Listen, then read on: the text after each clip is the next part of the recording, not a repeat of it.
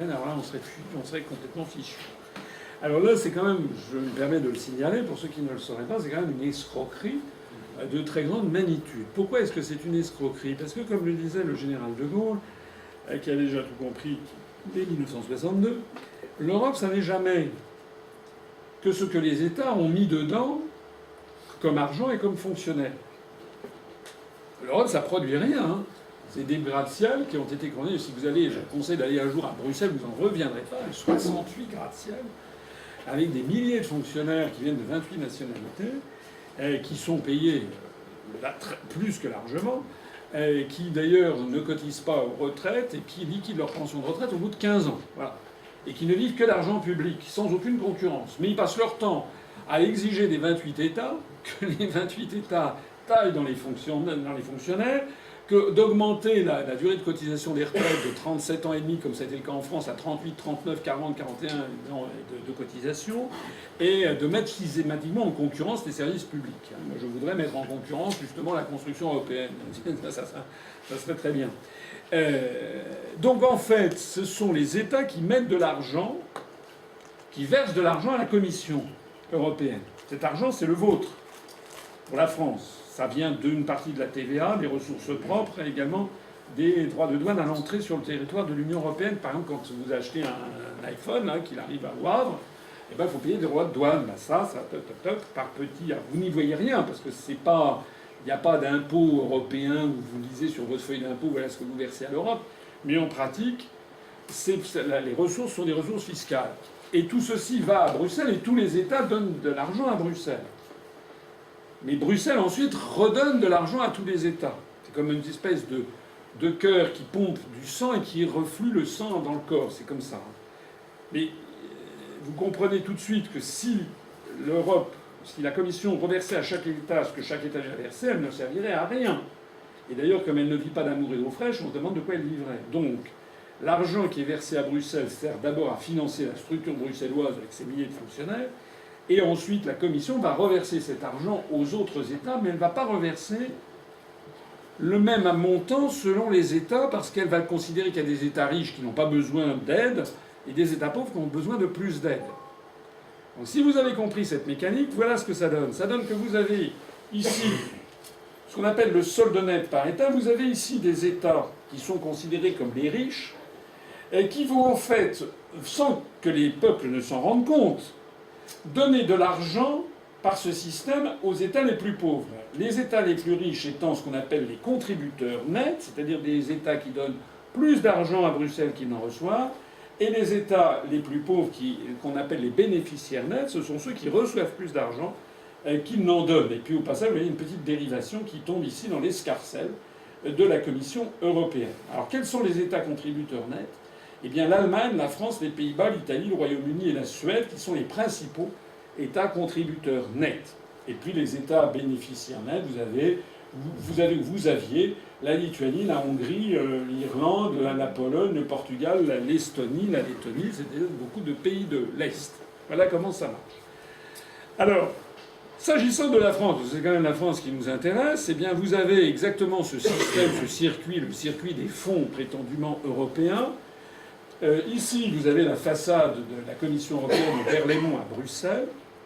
Donc en 2014, la France a versé 23 ou 23,4 milliards d'euros à Bruxelles, sans que vous ne le sachiez, sans que personne ne vous le dise, de l'extrême droite à l'extrême gauche, en passant par l'extrême centre, aucun mouvement politique ne vous le dit. Et puis la Commission européenne va reverser à la France, en gros, l'année dernière, 14 milliards d'euros à la France. Avec une transmutation que vous avez notée, c'est que ce qui était bleu, blanc, rouge devient bleu aux étoiles d'or. C'est quand même pas rien. C'est-à-dire que c'est comme si... Et les peuples sont convaincus, ils ne voient que ça, ils ne voient pas ça. Ça, on le cache au peuple. Donc les Français, ils voient ça. Et là, quand même, on ne peut pas sortir de l'Europe parce que l'Europe nous a donné beaucoup d'argent. Hein, voilà. Alors, là je reviens, j'ai fait une tournée en Guadeloupe, enfin Martinique et en Guadeloupe les 15 derniers jours, et à Saint-Barthélemy. Donc j'insiste sur l'île française de Saint-Barthélemy, parce que c'était auparavant une dépendance du département d'outre-mer de la Guadeloupe.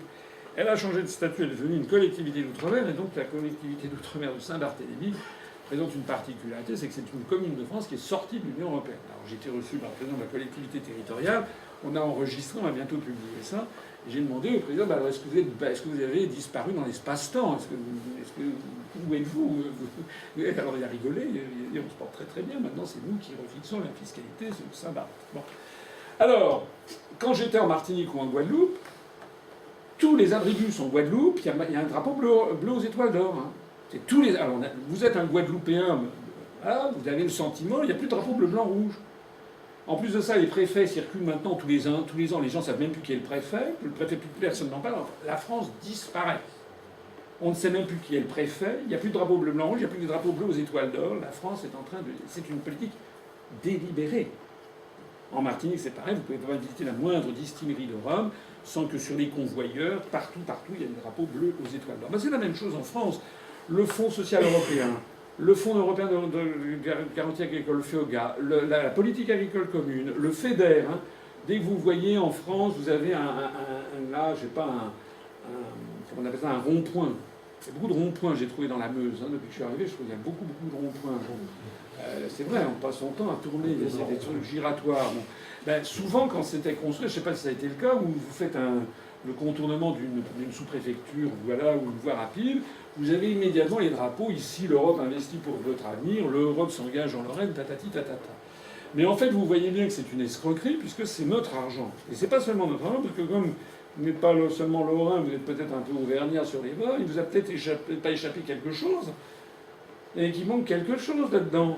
Il manque exactement 9 milliards d'euros, ou 9,4 si on parle de 23,4, qui ont été prélevés par la Commission, soit pour ses frais de fonctionnement à elle, soit pour donner aux pays de l'Est, ou aux pays pauvres, comme je le disais, soit pour donner à des États tiers. Il faut par exemple savoir que la Turquie, devant entrer dans l'Union européenne, parce que les États-Unis en ont ainsi décidé, j'en parlerai tout à l'heure, depuis 10 ans, la Turquie a ramassé 6 milliards d'euros, c'est quand même pas une paille, 6 milliards d'euros de fonds européens, dits de fonds de mise à niveau pour entrer dans l'Union européenne. Bon. Et comme la France paye en gros 1/6 du budget européen, ça veut dire que, mine de rien, nous avons été collectivement tondus de 1 milliard d'euros au cours des 10 dernières années pour donner ça à la Turquie. Moi, je suis pour la charité chrétienne. Je suis pour l'aide au développement. Donc donner de l'argent à un pays, pourquoi pas?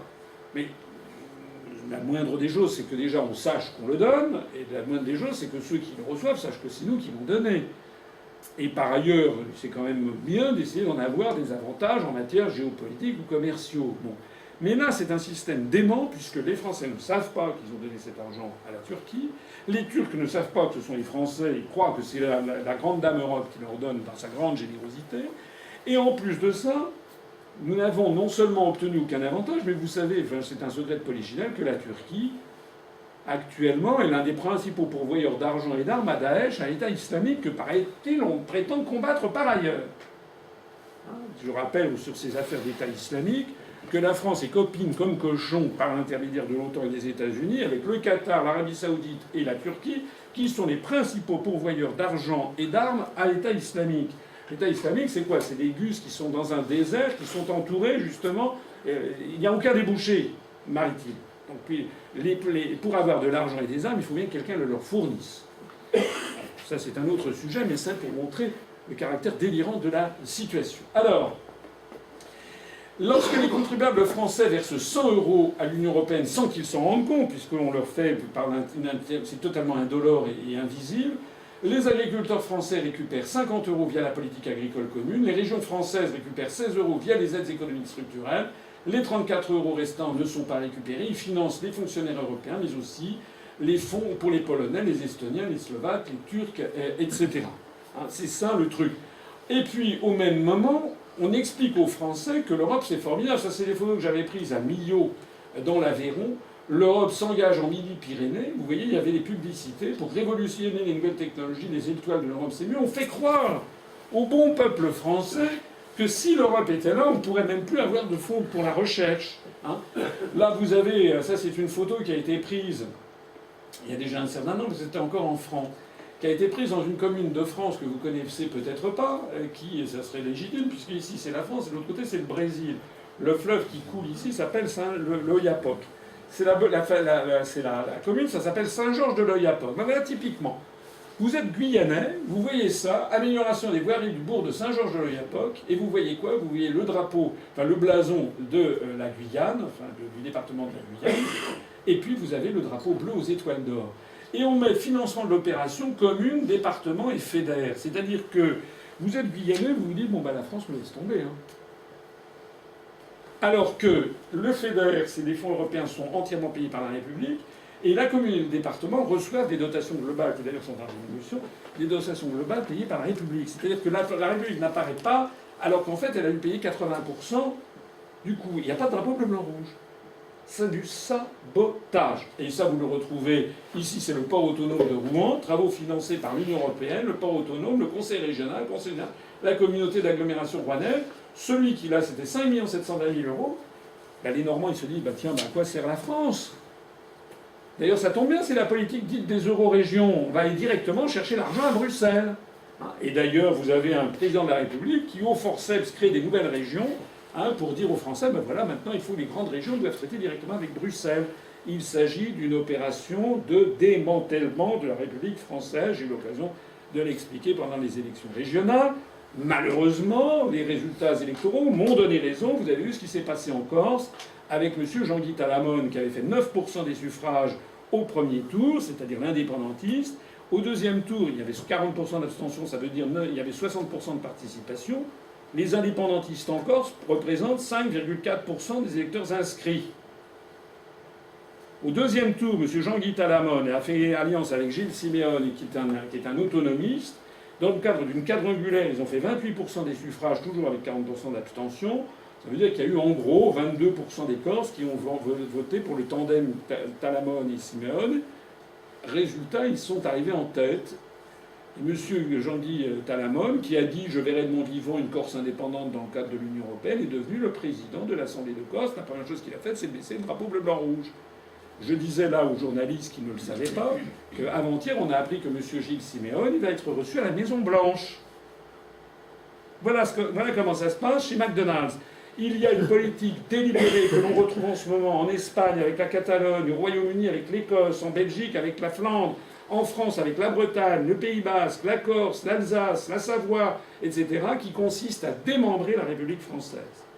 C'est de ça qu'il s'agit. Alors, vous voyez ici Strasbourg en mouvement, partout, vous ne voyez plus que des drapeaux européens. La baie de Somme à vélo, on a l'impression qu'on peut plus se balader en baie de Somme si l'Europe n'était pas là.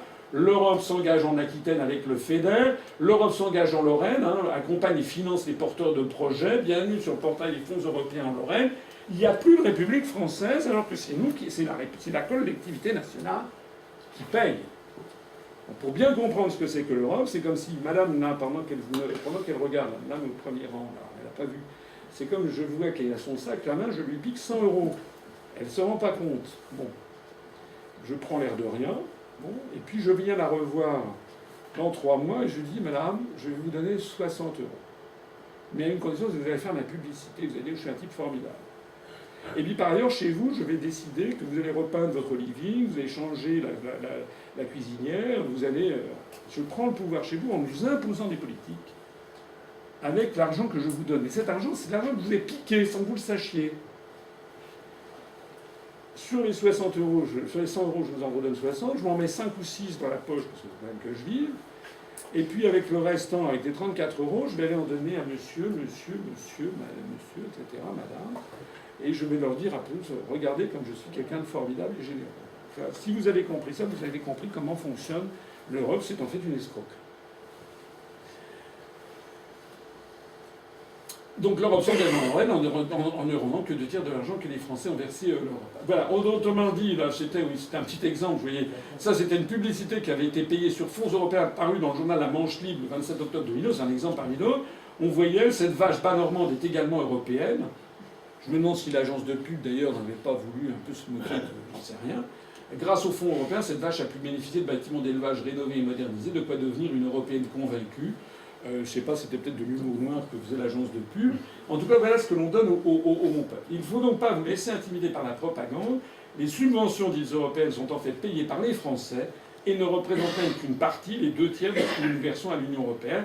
Si on sort de l'UE, non seulement la France pourra toujours verser le même montant de subventions aux agriculteurs, on remplacera le drapeau européen par le drapeau tricolore, mais en plus on pourra verser les mêmes subventions aux régions, aux chercheurs, au comité du tourisme et j'en passe.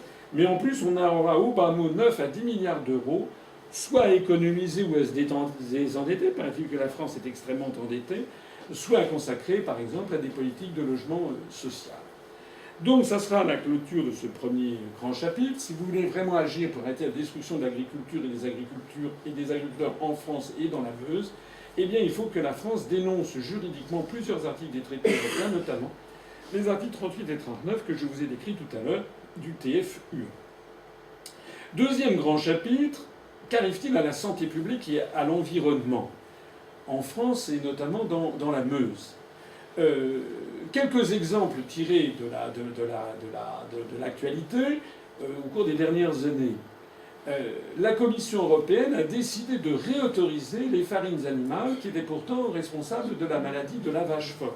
Vous savez ce que c'est que la maladie de la vache folle? Ça s'appelle l'encéphalopathie spongiforme bovine. C'est dû à un agent, un bizarroïde qui s'appelle le prion. Le prion qui apparaît dans des farines animales qui n'ont pas été suffisamment chauffées. Ces farines animales avaient été interdites en 1994 parce qu'on avait vu des pauvres bêtes qui étaient comme ça et qui avaient ce qu'on appelle la tremblante du mouton ou la tremblante de la vache. Là, on appelait ça la maladie de la vache folle. Vous vous rappelez, ça avait défrayé la chronique au milieu des années 90. Bon, qu'est-ce qui s'était passé? Il s'était passé qu'en fait, la farine animale, c'est ça. Vous prenez, c'est un lait de choix, vous prenez une carcasse de charogne et tout y passe. Tout est bon dans le cochon. Donc vous avez à la fois les os, les poils, les sabots, le crâne, les dents, les cornes, etc. Tout y passe. Tout est broyé et transformé en farine animale. Ce produit doit être chauffé à 180 degrés pendant minimum 25 minutes, justement pour tuer le prion. Sauf que, eh bien, toujours la loi du profit maximum, il y avait des petits malins qui avaient, notamment au Royaume-Uni, des entreprises qui fabriquaient ce genre de mets de choix, qui s'étaient dit, finalement, chauffer des centaines de tonnes de farine animale à 180 degrés pendant 25 minutes, ça coûte quand même beaucoup d'argent en matière énergétique. Donc on va faire chauffer ça simplement 5 minutes, et puis ça sera bon, quoi. On aura tué les bactéries. Ben non, c'était pas bon. Voilà. Il y avait, la plupart des bactéries avaient été tuées, oui, mais pas le prion. Le prion, lui, c'est au bout de 22 minutes. Voilà. C'est pour ça que le mode d'emploi, c'était 25 minutes. Bon. Résultat, en juillet 2010, la Commission européenne a décidé de réautoriser les farines animales. Pourquoi? Parce que les producteurs de farines animales et les producteurs de ces gigantesques abattoirs pour faire de la viande... Et les trucs, tu sais, c'est ce que vous retrouverez ensuite chez Kentucky Fried Chicken et autres, dans ces produits qui sont des trucs industriels, ils se sont dit que ça coûtait beaucoup trop cher de ne pas avoir de la farine animale. Donc, les producteurs de farine animale sont allés voir la commission en disant on vous jure, cette fois-ci, on va le faire cuire 25 minutes. Avant, on a déconné, mais bon, maintenant, c'est vrai, on va le faire cuire 25 minutes. Bon, c'est vrai, 25 minutes. Bon, alors, c'est bon. À partir du moment où c'est bon, c'est bon. Donc, la commission a dit on va réautoriser ça. En fait, ils ont quand même interdit encore pour les vaches, mais maintenant on considère que ces farines qui sont composées de viande, d'os, de cornes, de poils, etc., de sabots de mammifères, c'est très bon pour nourrir les porcs, les volailles et les poissons. Donc on transforme effectivement les porcs, les volailles, tout ça en carnation. Alors pour la petite histoire, mais la petite histoire est parfois rigolote, et surtout très instructive, je veux vous montrer comment fonctionne l'Europe. Le Parlement européen a approuvé cette réintroduction des farines animales le 6 juillet 2011. D'ailleurs, s'il ne l'avait pas approuvé, la Commission européenne aurait pu l'imposer quand même. C'est simplement un processus de codécision, mais finalement la Commission a le dernier mot. Le Parlement a approuvé cette réintroduction, mais ce qui est tout à fait instructif pour nous, c'est de voir comment ça marche. Parce qu'ici, vous avez les votes des députés par pays. Vous n'avez pas les 28, mais je vous en ai mis la moitié. Vous avez ici, dans la première colonne, ceux qui ont voté pour la réintroduction, ceux qui ont voté contre. Ça, ce sont ceux qui sont abstenus. Et puis après, il y a ceux qui étaient là, qui étaient en train de se faire, vous savez, qui étaient absents de l'hémicycle, qui étaient en train de signer, de parapher. Parce que vous savez, quand vous êtes député européen, vous gagnez en gros 10 000 € par mois si vous n'avez pas travaillé, mais si en plus vous avez travaillé, chaque jour vous avez signé un truc d'émargement, vous touchez 300 € par jour si vous avez accepté d'aller travailler. Voilà, c'est comme ça que ça marche. Donc, l'Autriche, 10 députés autrichiens, 10 députés européens de nationalité autrichienne ont voté pour la réintroduction, 6 ont voté contre. 8 Belges ont voté pour, 13 ont voté contre. C'est le seul pays, avec un autre, qui est la France, comme vous allez le voir, c'est le seul pays où les députés ont voté majoritairement contre.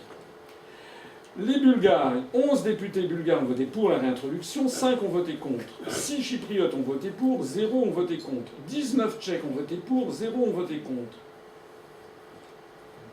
Pour un certain nombre de spécialistes, peut-être un petit peu cyniques, le fait qu'il y ait une grande majorité de députés chypriotes, bulgares ou tchèques qui votent pour la réintroduction des farines animales, certains peuvent se demander comment se fait-il qu'il y ait eu un tel engouement pour ces trucs.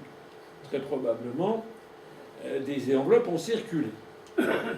Pour le Danemark, 11 ont voté pour, 0 contre. Pour l'Estonie, 3 ont voté pour, 2 contre. En Finlande, 8 ont voté pour, 5 contre. Et puis l'Allemagne, 83 députés allemands ont voté pour la réintroduction, 7 ont voté contre.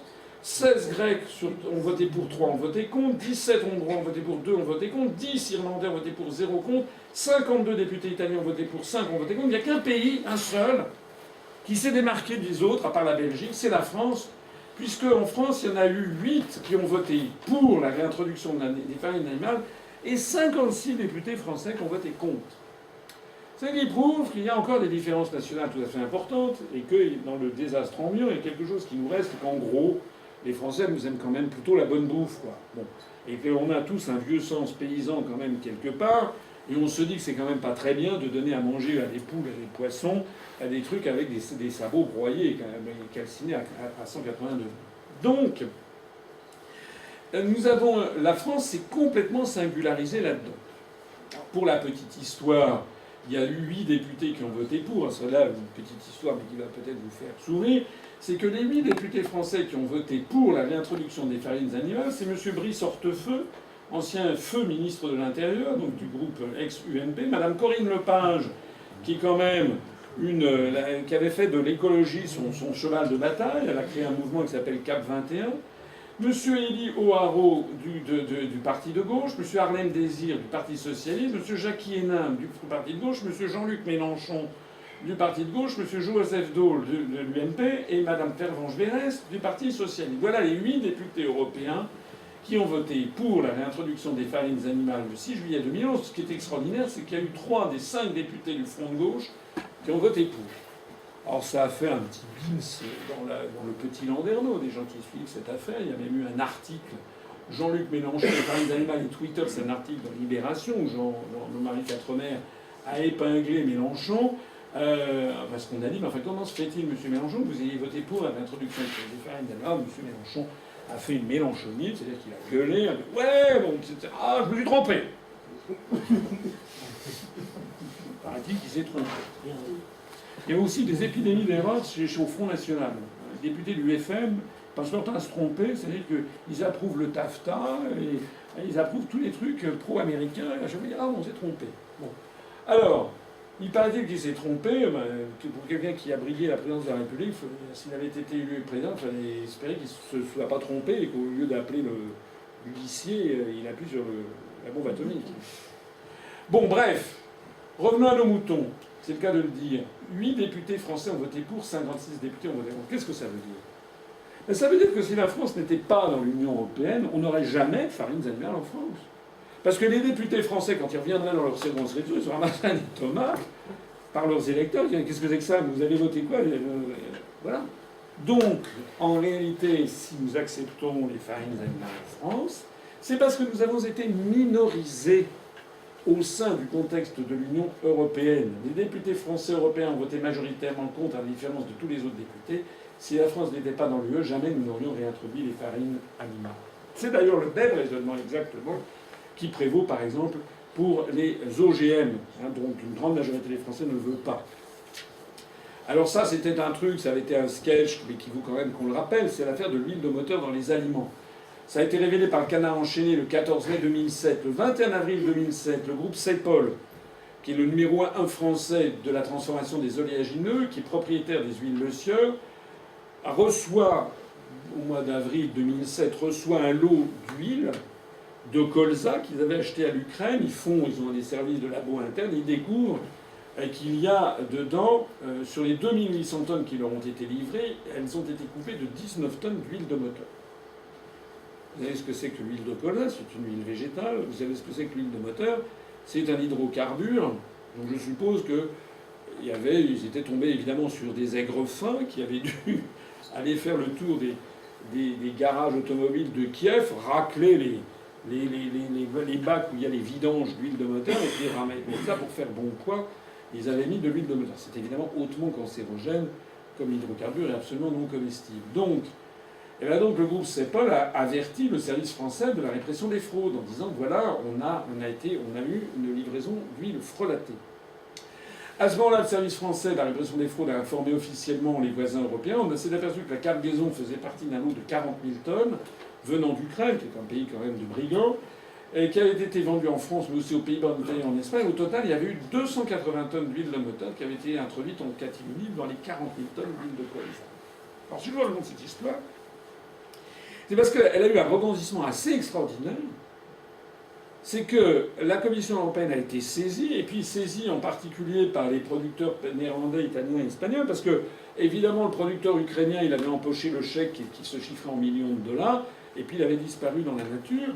Et donc, les producteurs qui avaient acheté ça n'avaient pas très envie de se payer ce sinistre. Le résultat, c'est que la Commission européenne, le 5 mai 2007, a décidé d'autoriser l'huile de moteur à hauteur de 10% dans les mayonnaises, les plats cuisinés, la vinaigrette industrielle, les conserves à l'huile, etc.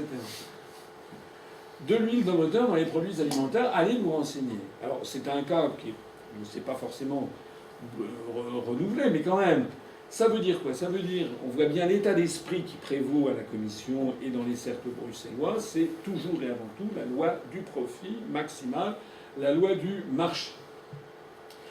L'Union européenne a de la même façon, alors au lieu de défendre le consommateur, elle a refusé d'interdire et même d'étiqueter la consommation de viande clonée. La législation appliquée dans l'Union européenne ne prévoit aucun encadrement spécifique de la commercialisation de viande clonée. Vous savez, maintenant, donc, quand vous achetez du porc dans les grandes surfaces, il s'agit parfois de porc qui n'est pas né par les voies naturelles. Et c'est tout simplement un porc cloné. Voilà. Ils ne sont pas passés par la case de la fécondation normale. Bon. Ils ne sont pas nés d'une truie. Alors, figurez-vous qu'en Allemagne, il y a des gens qui... En Allemagne, on mange beaucoup de porc. Les saucisses, Wurst, Würstchen, Sauerkraut, etc. Et donc, il y a des députés allemands qui ont dit on aimerait bien savoir, quand on achète un jarret de porc ou je ne sais pas quoi, ou une saucisse, savoir si c'est du porc qui est né de l'accouplement d'un porc ou d'une truie, ou si c'est un porc cloné. L'affaire a été montée à la Commission, et la Commission a interdit cet étiquetage. C'est-à-dire qu'on est interdit de savoir. Je dis ça parce que prétendument la Commission explique qu'elle est là pour défendre le consommateur.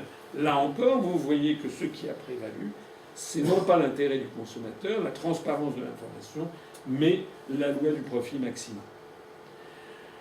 Toujours dans la même série, il y a eu l'affaire de la grippe porcine. Vous savez ce qui s'était passé avec la grippe aviaire, sinon je vous le rappelle.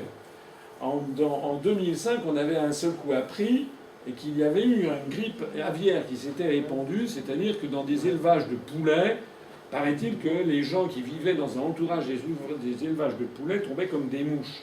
Alors un jour, on apprenait par l'agence Reuters ou Associated Press qu'il y avait eu, je ne sais plus combien, une quinzaine de morts dans un élevage de poulets à Chongqing, dans le Sichuan, dans une province où il y a 120 millions d'habitants en Chine. Comme c'est très loin des préoccupations des habitants de la Meuse, personne n'y fait attention, simplement, oh là là, il y a un truc qui se passe en Chine, il y a une épidémie. Bon, 3 jours après, on apprenait qu'il y avait eu également des gens qui étaient morts près d'un élevage de poulets au Mexique, à Guadalajara, et il y avait eu à peu près 7 ou 8 morts. Et puis 5 ou 6 jours après, c'était cette fois-ci dans l'île de Java, à Surabaya, qu'il y avait eu la même chose. Ça, c'est des choses vraies, ce que je vous raconte.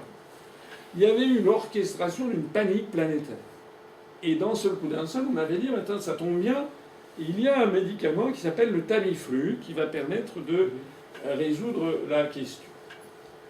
Si je peux me permettre une règle de vie, quand vous avez un problème qui est sorti par les médias et que aussitôt vous avez la solution, c'est bizarre. Voilà.